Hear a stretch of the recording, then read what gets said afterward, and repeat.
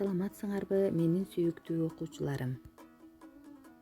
Азыр биз кезектеги кыргыз тили сабагын өтөбүз. Бүгүн биз сын атооч жөнүндө түшүнүк алабыз.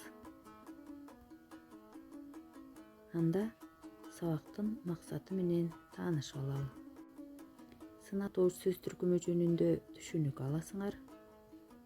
Сын атооч сөздөрдү катыштырып сүйлөмдөрдү түзө аласыңар жана сүйлөмдөрдөн сын атооч сөздөрдү таба аласыңар. Алтын эрежени сактоого көнүгөсүңөр. Бүгүнкү сабагыбыздагы күтүлүүчү натыйжа. Сын атооч сөз түркүмүнүн эрежесин жана суроолорун билсеңер, сын атооч сөздөрдү катыштырып сүйлөмдөрдү түзө алсаңар жана сүйлөмдөрдөн сын атооч сөздөрдү таба алсаңар, кыргыз тили сабагыбызга тиешелүү эрежелерди сактай алсаңар, анда сабагыбыз максатына жетет. Балдар, өзүбүз баалайбыз бүгүнкү сабакта.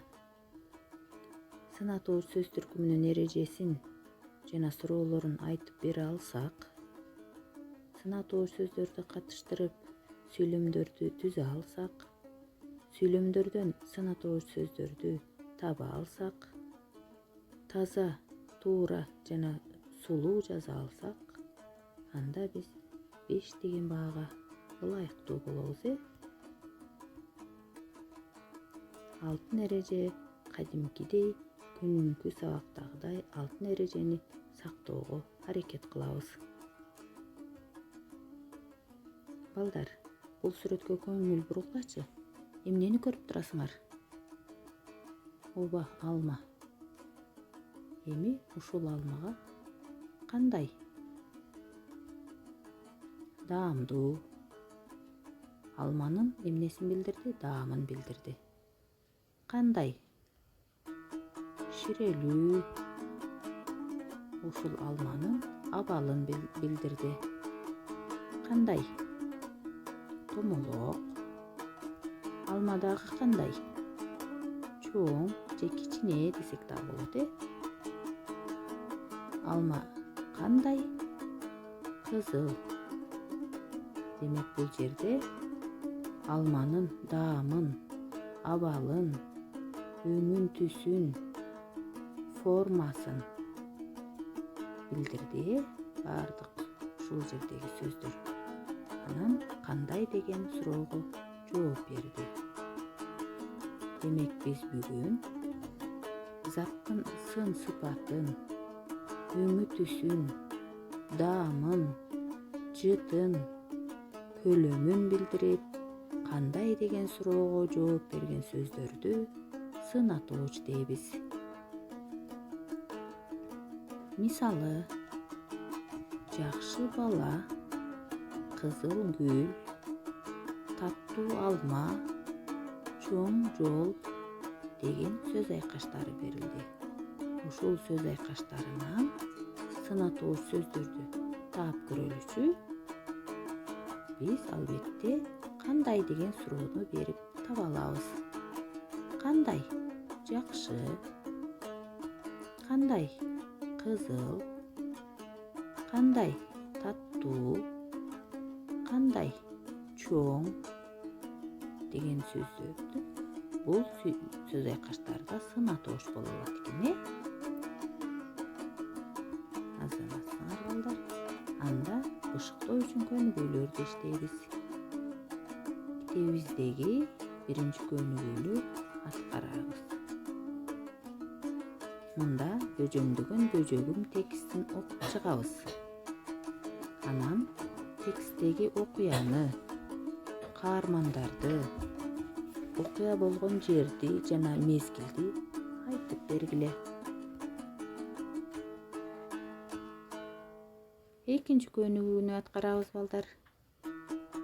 Мында ушул эле тексттен сын атооч сөздөрдү тапкыла. Аларды муңгу жана мүчөгө ажыраткыла деген тапшырма бериптир. Ал үчүн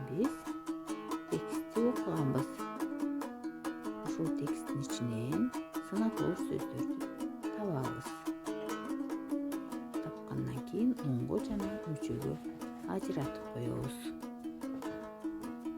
Бул сынатуур сөздөрдү дептериңерге сулуу, туура кылып жазып алгыла. 3-көнүгүүдө балдар, коен менен бөжөктү сүрөттөп кластер түзгүлө деген тапшырма берилиптир. Анда силер көрүп тургандай, биринчи коен деген сөзгө кластер түзөбүз. Андан кийин бөжөк деген сөзгө кластер түзөбүз. Сүрөттөп түзө алабыз. Коен кандай? Ак же болбосо көк. Дагы кандай? Коркок.